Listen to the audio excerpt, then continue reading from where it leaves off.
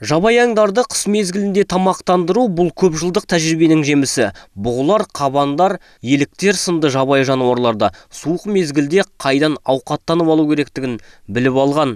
Мамандар нәтижесінде соңғы жылдары жабайылардың саны артып келе жатқанын айтады. Когда много снега, мы Қалың қар түскенде арнайы алаңдарды дайындап жемазық салып береміз. Бұл жұмыстар суық қыс бойына жүргізіледі. Негізі тамақтандыру мерзімі ақпан мен наурыз айларында жүргізілетін. Бірақ биылғы қыстағы ақ ұлпаның мол түсуінен қорықшылар жабайы жануарларды тамақтандыруды қаңтар айының бастапқы айларынан бастағандарын айтады. Өйткені қалың қардың кесірінен жемазық табу елік бұғыларға қиямет қайым. Занимаемся мы охраной лесов и животного мира.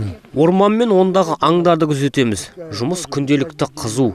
Әлбетте, қыста жемазықтарды әзірлеумен жүреміз. Ағымдағы жылдың бір айында жануарлардың өлімі тіркелмеген. Қорықшылар жабайы жануарларды қыстан аман алып қалу үшін көктемнің жылы күндеріне дейін жемазықпен қамтып отырмақ.